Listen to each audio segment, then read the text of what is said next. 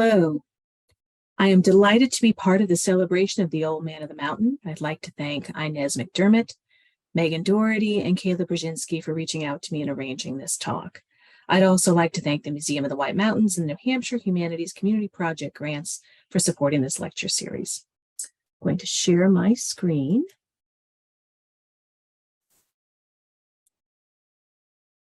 Which I hope you can see.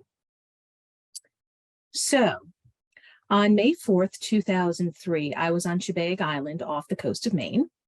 The father of one of the students I was with came into the room and told us that the Old Man of the Mountain had disappeared, was gone overnight. My students told me later they thought it looked like I had lost a member of the family, and since I'd spent years researching and writing about the old man, it sort of felt like I did. But then again, didn't we all lose someone special that day? I'd like to share with you one other story about the old man. One day in the 1980s, I stopped to look at the old man from the former viewing site across from Profile Lake, and someone standing near me said in a very loud voice, "That's it? That's what I came all this way to see?" Clearly, this individual did not understand the importance of the old man, but New Hampshire, of course, did and does.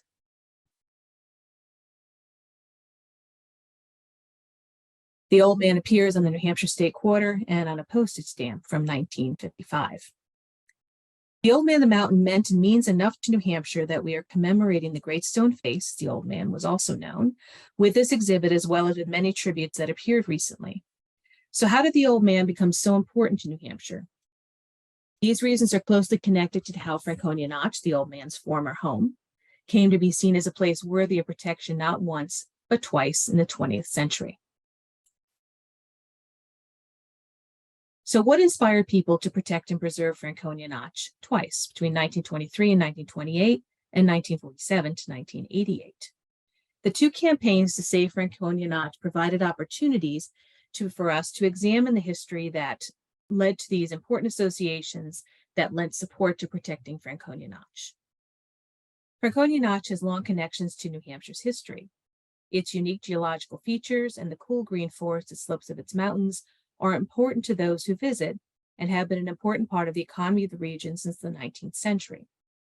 The influences of the later 19th century and early 20th century conservation movement led to the focus on preserving those forests from overharvesting. A continued focus on protecting unique natural places meant that the creation of an interstate highway system's only two-lane parkway through Franconia Notch was in of itself part of the legislation focusing on environmental issues. There were similarities between both of these campaigns. They both drew on the value of wilderness and nature and on the cooperation between government and private groups that found understanding of the importance of resource use and a preservation of unique natural places in New Hampshire. This is an important part of the success of both campaigns. The economic value of Franconia Notch State Park was certainly a concern of those who supported or opposed the building of a major interstate highway after World War II. The economic development of New Hampshire's North Country was an important part of the debate as well. In the end, it was the value of the Notch as a unique natural landmark that led to cooperation between state and federal governments, as well as citizen groups for a parkway that was seen as less damaging to the fragile Notch area. But the campaigns were different too. While Franconia Notch and the Old Man of the Mountain were at the center of both, the progress that many saw as threatening the region changed with the times. In the 1920s, the concern, primarily at the state level, was for the Notch's forests, which, if sold to timber companies, could be cut. This would destroy the natural beauty of the Notch, making it less desirable as a place for people to visit. The second campaign to protect Franconia Notch also focused on what progress could accomplish. In this case, state and national issues shaped the campaign. An interstate highway through the Notch would more effectively connect the North Country to the rest of the state, but there was also the possibility for that interstate highway to potentially change the very shape of the Notch itself, as well as threaten the stability of the Old Man of the Mountain, which was seen as fragile as the Notch itself. The two campaigns focused on protecting what was unique about Franconia Notch and recognizing that it symbolized something special to the state of New Hampshire, as well as its important economic value. Over time, how people wrote about, painted, visited, and utilized Franconia Notch helped to develop the important connections that led to the values and meaning associated with the region. These values reflect the human and natural histories that created the specific identity that lent significance to the landscape of Franconia Notch, which of course we can see here. These ideas help us to interpret and more completely understand how those connections people have to places like Franconia Notch develop and why these places and those connections are so compelling. Franconia Notch was and remains a destination for tourists, and this meant that people assigned value to the Notch, in part because of the special experiences that created a sense of place there for them. The natural formation of Franconia Notch is a spectacular combination of glacial lakes, exposed rock face, Rocky Mountain summits, and dense forests. Currently, Franconia Notch is heavily forested, in part the result of protected nature of the region, first as a setting for grand hotels, and then after 1928 as a state park and forest reservation. Glaciers and erosion physically created the mountains, notches, and valleys of the White Mountains region, but by the 19th century, human creativity, ingenuity, and the desire for profit defined the symbolism and significance of those features for generations of visitors. The Old Man of the Mountain was the first of Franconia Notch's unique geological features to be discovered, so to speak, and also to, of course, be publicized. It was first noted in 1805, and in 1828, a popular magazine included a description of the Old Man of the Mountain as a rare phenomenon that, quote, exhibits the profile of human face in which every line and feature are conspicuous, end quote. The old man was a natural curiosity, well worth a visit. Tourism had provided a viable, if somewhat erratic, economic opportunity in the White Mountains since the 1820s and 1830s. Early tourists came to see and experience the natural beauties of the White Mountains, among which, of course, were Franconia Notch and the Old Man of the Mountain, as well as features like the flume.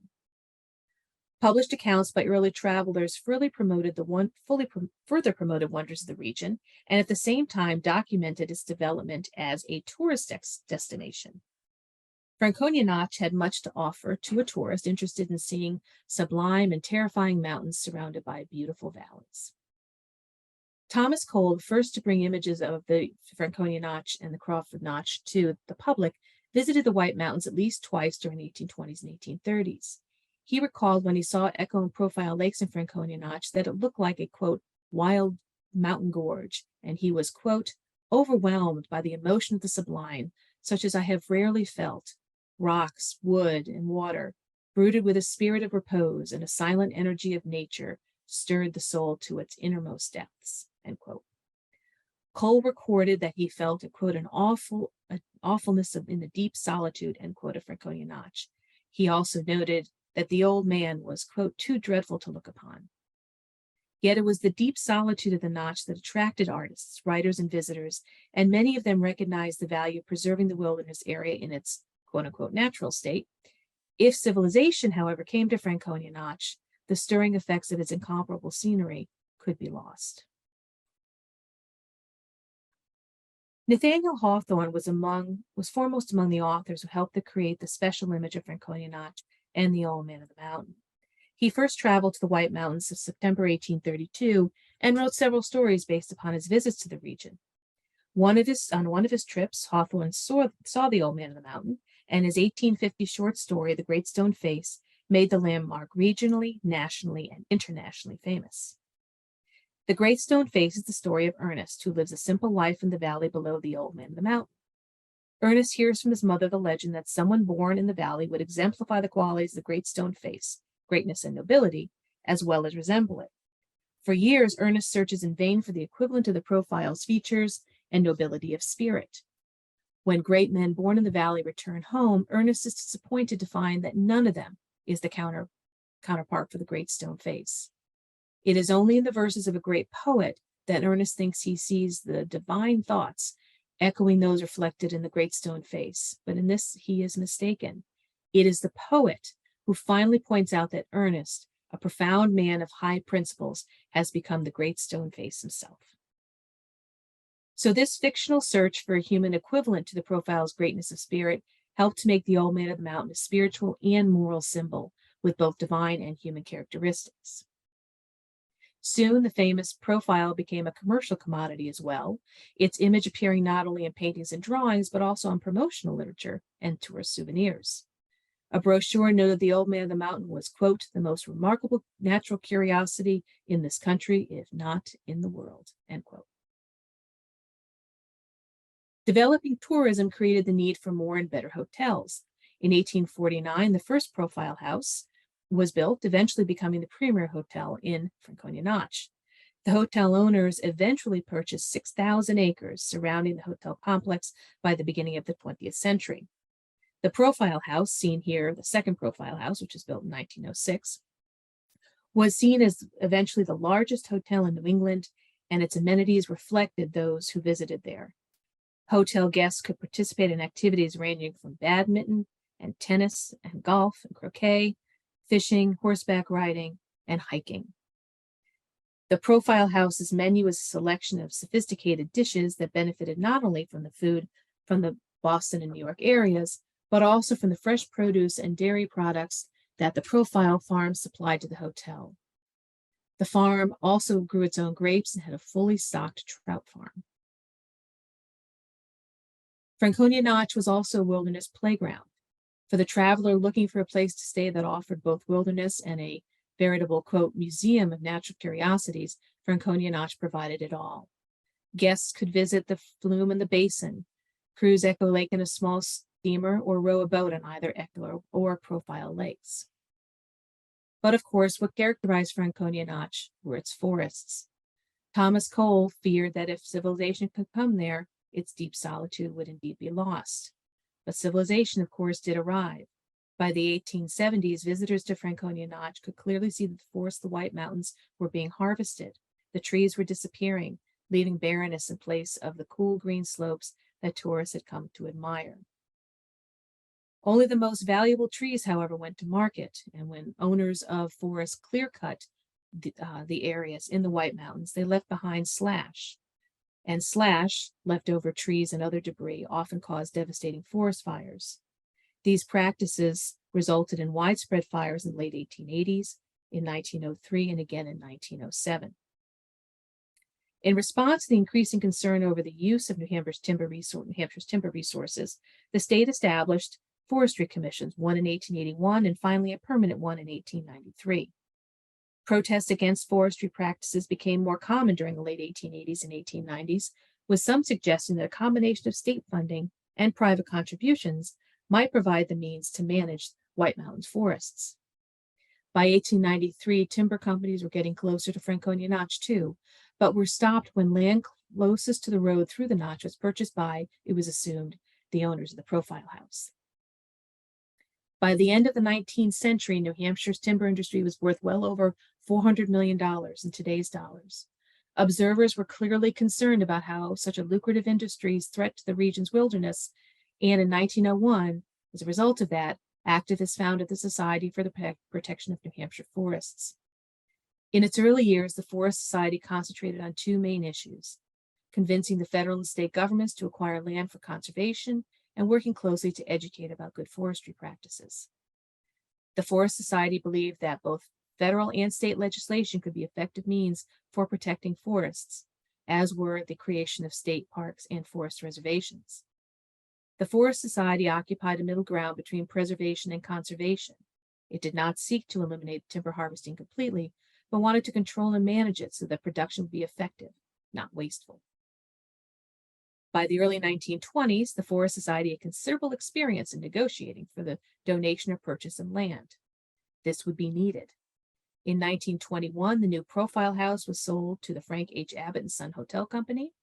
Under Abbott's son Carl's management, Franconia Notch truly became a commodity as the owners began charging entrance fees to the flume and opened shops throughout the site. By 1923, the company was earning over $100,000 a year, equal to about $1.7 million today. But on August 3rd of that year, a fire destroyed the Profile House complex in little more than 4 hours, bringing the story of Franconia Notch as a luxurious resort to a fiery end. Out of the ashes rose a new vision of Franconia Notch, which looked back to the region's history and forward to its potential.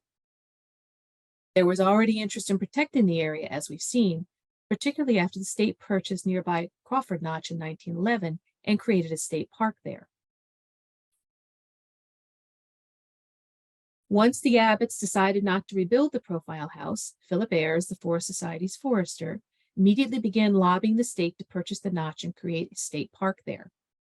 Negotiations among the Abbotts, the state, and the Forest Society eventually set the price at $400,000 to be split between the state and the Forest Society.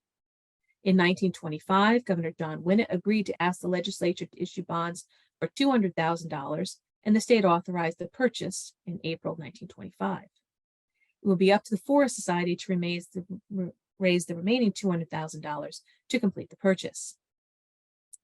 Philip Ayres, who had experience in fundraising before, decided to focus first on publicizing the threat to Franconia Notch and the Old Man of the Mountain in the local, regional, and national magazines and newspapers. The earliest articles focused on the threat to Franconia Notch forests and the Old Man of the Mountain showcase. Both of these were key issues.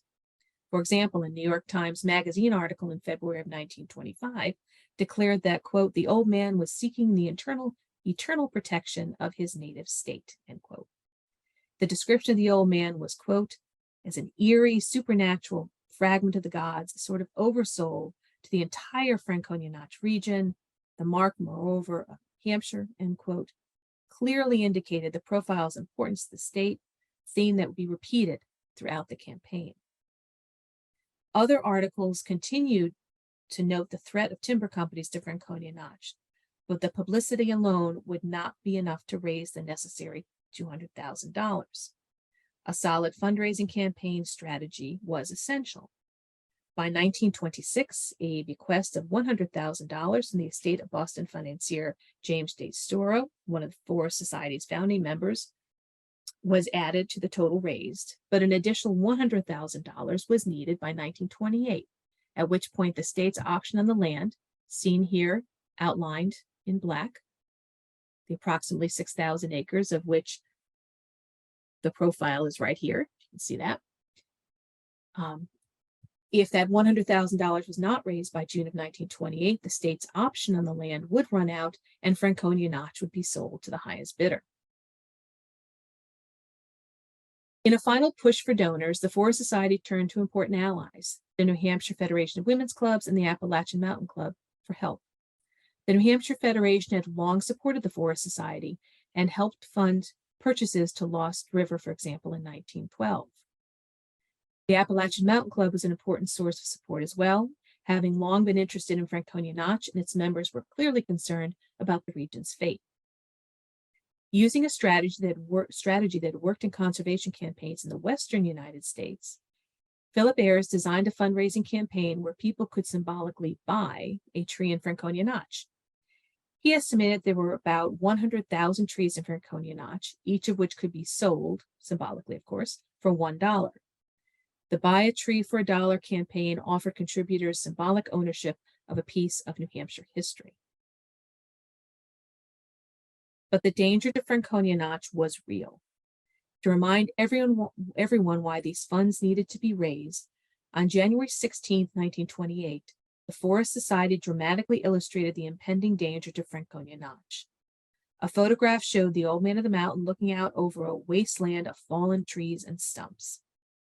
The Forest Society intended the photograph as a persuasive demonstration of how fragile and unprotected from encroachment and commercialism the landmarks in the forests of Franconia Notch truly were. And some people did indeed believe that the clear-cutting had already begun. In reality, of course, nothing had happened to the Old Man of the Mountain yet. The image was contrived by the Forest Society to demonstrate what was likely to happen should it not be able to raise the remaining $100,000 necessary to complete the Notch purchase. The Forest Society made its point very effectively. The fundraising campaign was a success.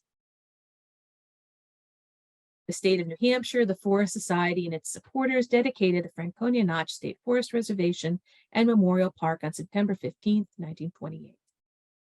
Now that the state park had been created, the State Forestry Commission, with the help of the Forest Society, which controlled the southern end of the Notch until 1947, began lobbying to restore it to its, quote, primeval splendor. But the region's return to primeval splendor would be relative. While the Notch's forest could be protected from harvesting, other attractions were bringing tourists and their dollars to the area, and these needed to be maintained too. So Franconia Notch was saved, and successfully so.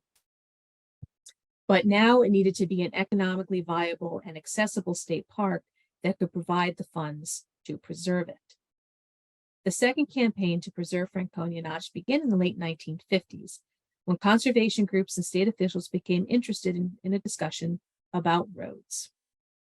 By the mid-1960s, these early attempts at cooperation had evolved into antagonism as the state's and conservationist perspectives about the importance of Franconia Notch diverged. The tradition of cooperation between the government and the conservation movement, so important to earlier successes, will be challenged by new circumstances and new viewpoints, even among those who are most devoted to saving Franconia Notch. But no one thought that these challenges would take 30 years to resolve. Not until 1988, during a ceremony that officially opened Franconia Notch Parkway, did their long struggle end. This situation, the campaign resulted from it, was different in important ways from the 1920s campaign. While the first campaign to protect Franconia Notch and the Old Man of the Mountain was a cooperative effort between state and private groups and citizens, this second campaign reflected differing ideas as to how Franconia Notch should be used. People at the state and national level needed to work with citizen groups to deal with the conflicts that arose, making for a more complex and more complicated dynamic. This campaign showed the tensions between progress and preservation in post-World War II New Hampshire. During the winter of 1927, the state's highway department began plowing the road through Franconia Notch, which in this image from 1900 you can see was relatively primitive. The idea was to allow traffic to flow through the region year-round, and a decision that made New Hampshire more accessible from other areas of New England and helped to develop the region's eventual ski industry. The decision to keep the road through Franconia Notch open began with an investment New Hampshire made in road improvements in 1905. Well-maintained roads meant lower transportation costs as farmers brought their produce to market, which meant lower prices for those who lived in the cities. Better roads also led to higher property values in rural areas. By the 1920s, the federal government had turned its attention to better roads as well.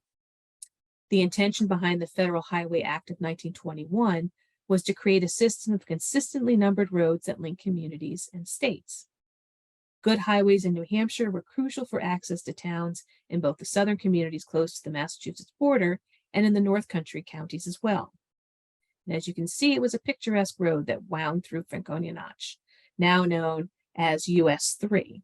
The Daniel Webster Highway, however, was clearly designed, even in a more updated fashion, for an earlier era where there were fewer automobiles or heavy trucks to drive on it. It was still the only significant route into Franconia Notch, north to Vermont or into Canada. By 1941, the section through the Notch required particular attention, and the state focused on a stretch at the northern end of the park, using the old Profile House Railroad's right-of-way to improve and straighten the road.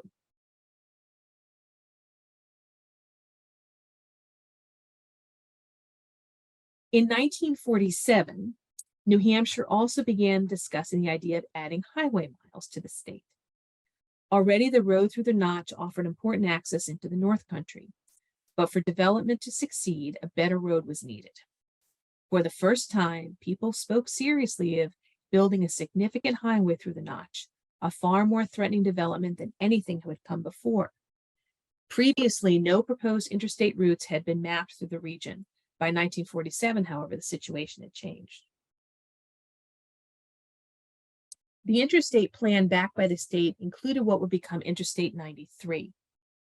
The proposed route for that road did not run through the logical, so many thought, area of the Baker River Valley, which the Boston and Maine Railroad had used as a right-of-way, but this was basically seen as a better and shorter route. Instead, this new proposed route ran through Franconia Notch, a longer route that would eventually draw more funding from the federal government.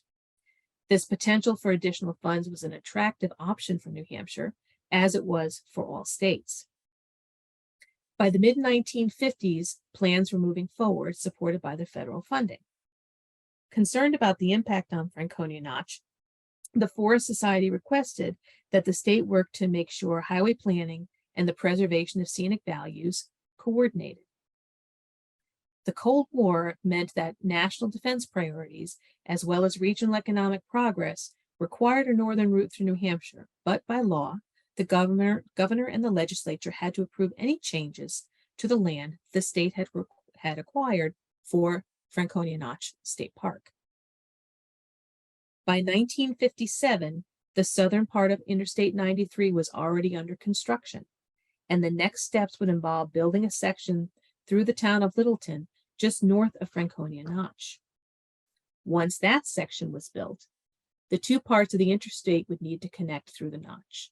And again, as required by law, the Highway Department held a public hearing on July 26th. The highway plans for north of the notch were approved. Other routes besides the one through Franconia Notch, however, were at that point never considered. The state believed that an interstate highway through the notch would be the most effective way to encourage the North Country's economic development. State planners were not primarily concerned about the potential for damaging the fragile region, but groups such as the Forest Society and the Appalachian Mountain Club were indeed deeply alarmed. This failure to seek alternative routes would be noted and criticized by the Appalachian Mountain Club, the Forest Society, and other concerned groups and citizens, and it was a significant part of the second campaign to preserve Franconia Notch. A state memo from 1947 seemed to address some of the growing concerns about Interstate 93. It said that the proposed route through Franconia Notch would closely follow US Route 3, and this route would, quote, help to expand the economic and social life of the entire northern section of the state, end quote. It would be a 4-lane road with access to the natural features of Franconia Notch, seen as something like a scenic parkway. There were at the time, however, the memo noted, quote, wild rumors about what the road would include, such as a bridge over the flume and a section that would fill in part of Profile Lake. It was clear that there were already concerns about what would happen to Franconia Notch. And while the state believed that it was keeping the public informed about its intentions with regards to the notch, the Forest Society and the Appalachian Mountain Club did not hear about the plans to site the interstate through Franconia Notch until later in 1957. Even before they had specific knowledge of that proposal, however, the conservationists took action. In September of 1957, the Appalachian Mountain Club sent a letter to the U.S. Secretary of Commerce, Sinclair Weeks, the son of John Weeks, who had helped shepherd the Weeks Act that created the White Mountain National Forest in 1911. The request asked the Secretary to support a search for alternate routes to protect Franconia Notch. This might have been one of the last opportunities to do so. At the Forest Society annual meeting in October of 1958, the Deputy Commissioner of the Office of Engineering of U.S. Bureau of Public Roads supported the idea of something like a scenic parkway as well. And at its own November meeting that year, the Appalachian Mountain Club passed a resolution to, quote, oppose construction of a federal interstate defense highway through Franconia Notch without an exhaustive study of alternate routes, end quote. The state's assumption was that Franconia Notch was the only practical location for an interstate, despite the damage that might result from building a major highway through the narrow notch. This assumption was the basis for the Clarkson Engineering Company's report commissioned by the New Hampshire Department of Public Works and Highways. It was the first of several reports assessing the situation in the notch. Submitted in 1958, the Clarkson report supported the construction of a 4-lane divided highway as a necessary and essential improvement to help improve the economy of the area overall. There would be a minimum of disturbance to Franconia Notch. Other routes, however, were not as accessible to traffic and therefore not seen as viable. In early 1959, after the state called for legislation to support the highway, the New Hampshire chapter of the Appalachian Mountain Club responded by sending out an appeal to its members, asking them to contact state legislators to express concerns about the preserved lack of thought about protecting Franconia Notch. The Appalachian Mountain Club filed a protest during the hearings in Concord about House Bill 102, which would authorize the new highway. And although the Appalachian Mountain Club and the Forest Society encouraged their members to protest, the bill passed in May of 1959.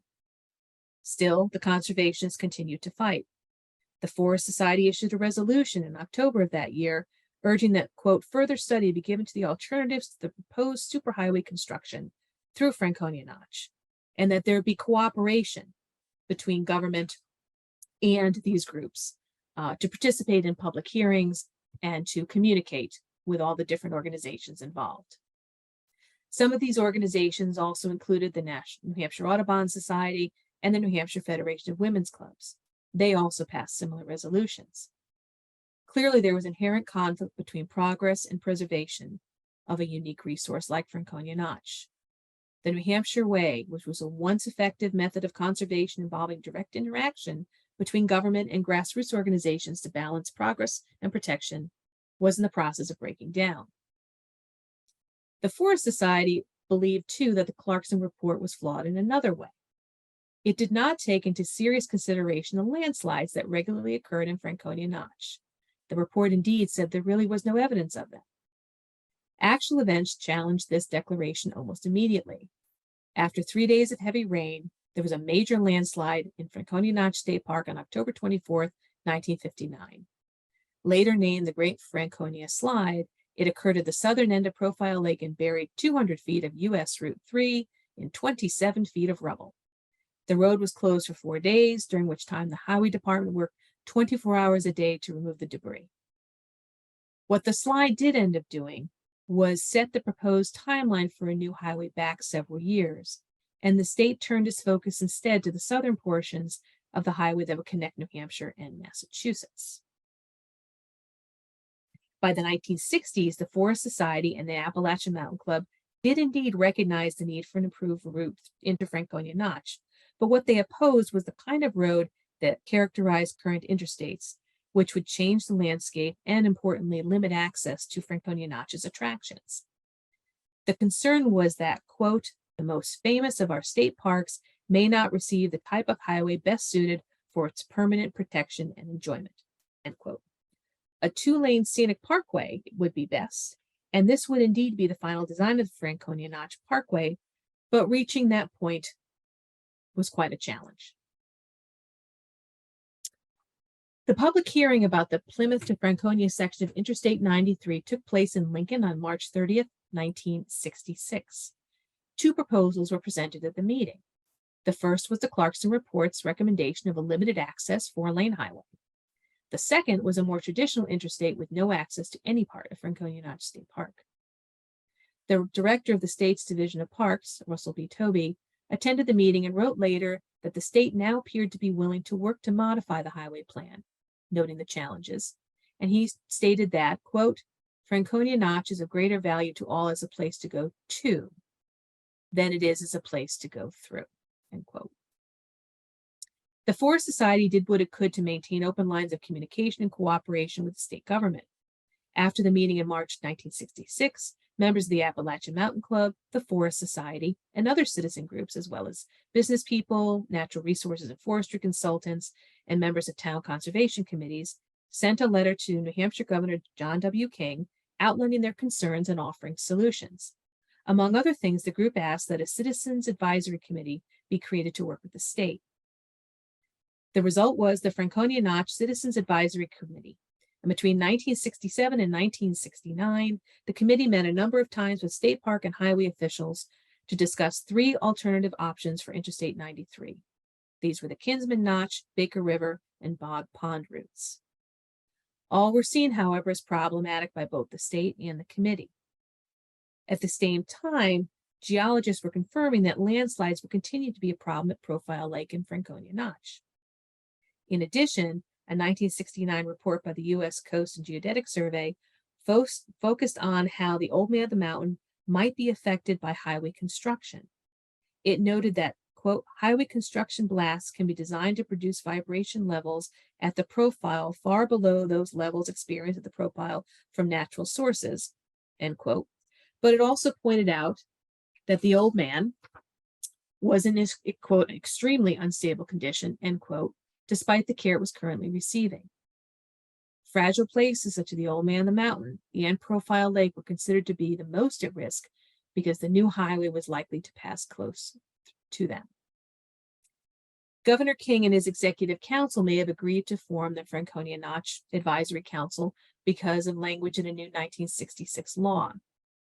The Yarborough Amendment to the 1966 Federal Aid Highway Act, also known as the Parkland Preservation Act, read, quote, the secretary shall not approve any program for a project which requires the use for such project of any land from a federal, state, or local government park or historic site, unless such program includes all possible planning, including considerations of alternatives to the use of such land to minimize any harm to such park or site resulting from such use. End quote. Section 4F of the Act was also significant, denying approval to, quote, any program or project which requires the use of any land from a public park, recreation area, wildlife or wildfowl refuge, or historic site unless 1, there is no feasible and prudent alternative to the use of such land, and 2, such program include all possible planning to minimize harm to such park, recreation area, wildlife or waterfowl refuge, or historic site resulting from such use. Clearly, this would be an important focus of the campaign to protect Franconia Notch, which was indeed a state park. In 1969, additional options for other routes through Franconia Notch included a tunnel under the notch through Eagle Cliff. Because there were very few other alternatives, the Franconia Notch Committee believed that this route would be the best choice because it would preserve the scenic integrity of the notch as best was possible. But it was an extremely expensive proposition, estimated at about $88 million at the time, and would result at what was termed to be a massive interchange at the northern end of the tunnel, which would destroy much of the Lafayette Brook scenic area. A second proposal was a surface route with a kind of tunnel next to Profile Lake to protect the road against landslides. But this option's 8 lanes would mean filling in part of Echo Lake. The third alternative, a modified version that appeared to leave Profile and Echo Lakes alone, was seen as a viable option should the Eagle Cliff Tunnel be too expensive. For the Franconia Notch group, the road was not a matter of if, but when. So finding the least damaging solution was its current priority. The state decided to move ahead with a second option, which meant Interstate 93 would go directly through Franconia Notch. This was the modified tunnel idea. There seemed to be no way to find consensus among highway officials, park officials, and the Franconia Notch group. So the conservationists turned to new federal regulations requiring the state to complete an environmental impact statement before receiving final approval for the highway. To this point, there had been no substantive environmental impact statement showing the potential effects of highway construction on the notch. This changed when the National Environmental Policy Act, or NEPA, became law in January of 1970. NEPA incorporated a number of concerns important to what had become the modern environmental movement. The act required an environmental impact statement for projects such as the proposed interstate through Franconia Notch. It also stipulated that federal agencies would need to examine and approve the environmental impact statement before any project could move forward. March 1970, NEPA requirements for environmental impact study held up construction of the last sections of Interstate 93. In March 2nd of that year, the U.S. Secretary of Transportation noted that it was going to Franconia Notch's section of Interstate 93 would be indefinitely postponed. This decision delighted those opposed to the highway, but shocked the state. Leaf lovers were blamed with providing the Secretary of Transportation with incorrect information, and the Secretary was asked to rescind his order. In June, he spoke publicly about the decision, calling it a compromise with state officials. For the time being, the southern section of the interstate would end at North Woodstock and northbound traffic would be routed through US 3 through Franconia Notch until reconnecting with the northern section of the interstate just south of Littleton. This addressed issues on both sides of the debate. In April 1970, the members of the now ended Franconia Notch Advisory Council formed the White Mountains Environmental Committee. The White Mountains Environmental Committee was a much more inclusive group. Organizations included the Appalachian Mountain Club, the Forest Society, as well as the New Hampshire Audubon Society and the Sierra Club, among others. The White Mountain Environmental Committee became an important voice for the protection of Franconia Notch as state planning continued, despite the, quote, indefinite suspension. During a meeting with the U.S. Assistant Secretary of Transportation in 1972, the representatives of the White Mountain Environmental Committee were told to work with New Hampshire's congressional delegation to help deal with the impasse with the state over the Franconia Notch Highway proposals. The result was the Cotton-Cleveland Amendment. As proposed by Senator Norris H. Cotton of New Hampshire and amended by New Hampshire's U.S. Representative James C. Cleveland, to reflect economic concerns. It contained a provision that opened the possibility of building a parkway through the notch instead of an interstate highway. The amendment ensured the notch would be protected while also declaring the highway would need to be open to truck traffic, and many people thought that this was a solution they could live with. However, there were differing opinions among the groups fighting to protect Franconia Notch. Although it had been an important ally of the Forest Society for decades, the Appalachian Mountain Club did not always align its position with those of the White Mountain Environmental Committee. This became clear during discussions of the Cotton-Cleveland Amendment. And in late July of 1974, the Appalachian Mountain Club filed suit in the U.S. District Court against the U.S. Department of Transportation, calling for a halt of construction on Interstate 93 until an environmental impact statement could be prepared. A week later, the Forest Society filed a similar suit. It argued that the two sections of Interstate 93, covered by recent environmental impact studies, quote, greatly restrict, limit, and foreclose alternatives for routing through Franconia Notch and will represent a further cumulative commitment to and justification for routing of traffic through the notch, end quote. Increased traffic would do damage to the old man of the mountain.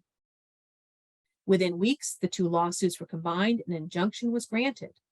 The judge wrote that, quote, I find that irreparable harm will occur to Franconia Notch and may occur to the old man of the mountain if this segment of Interstate 93 is completed without a complete environmental impact statement as to the effect of the entire highway on Franconia Notch State Park and the old man of the mountain, end quote. The judge also referenced the Parklands Preservation Act and the potential challenges of alternative routes.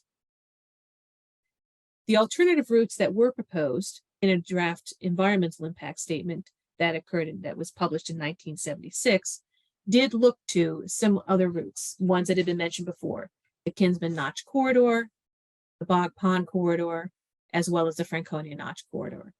There was an additional alternative, which had never really been discussed, which was to not do anything, but that was, again, set aside. So eventually, the conservationists supported the idea, of course, several of them, of not building the route through Franconia Notch, but eventually there clearly was not going to be any alternative if the existing traffic problem was to be dealt with. So by 1977, there were still concerns that the parkway design was going to irreparably damage Franconia Notch. Representative Cleveland stepped in again and acted as a mediator to find a solution to the stalemate. He said he was successful because, quote, a great spirit of compromise and common sense by all parties was there. So what he called the New Hampshire solution took into consideration both the economic development of the North Country and the environmental concerns for the especially unique Franconia Notch and the old man of the mountain. There would be a two-lane parkway built. The design was approved, and in 1979, the final environmental impact statement described an 11.5-mile parkway that would connect the two existing points of Interstate 93, north and south of the Notch, and would have access to the different attractions in Franconia Notch State Park. The groundbreaking ceremony for Interstate 93 through Franconia Notch took place on October 14, 1983, and by 1988, the final ceremony to officially open the highway took place at Profile Lake in Franconia Notch almost 60 years after the ceremony dedicating Franconia Notch State Park had taken place there. So what inspired people to preserve Franconia Notch? Creating the Franconia Notch Parkway pitted the state's economic development goals against preservationist concerns, and sometimes even pitted one group of conservationists against another. Eventually, however, all stakeholders demonstrated that their competing interests could find common ground. Today, the parkway through the Notch remains part of Interstate 93, and it is still the only road of its kind in the interstate system, one designed to cause minimal damage to a unique mountain pass. To end my presentation, I would like to read a selection from President Dwight Eisenhower's visit to Franconia Notch in 1955 to celebrate the birthday of the old man of the mountain. Quote, "Only a few moments ago, I had the first opportunity of my life to look at the old man of the mountain. The natural question asked me was, 'What do you think of it, Mr. President?' I answered as anyone would in polite conversation and said, 'Remarkable, wonderful, interesting.' The real thought that crossed my mind was, 'What does the old man of the mountain think of us?' I wonder whether the old man wouldn't approve of us more than he may at present, because he well knows, as he has watched us, that each individual is made up of two sets of qualities. One we call the noble, courage, readiness to sacrifice, love for our families, respect for others. And he knows also those other qualities of selfishness and greed and ambition, and things that set men against one another and nations against one another.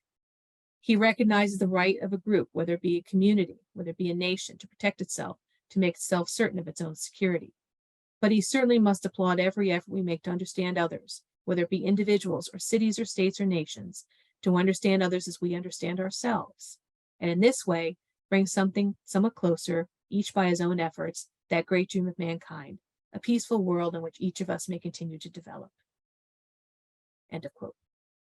And if we were able to do that, the old man would be pleased. Thank you.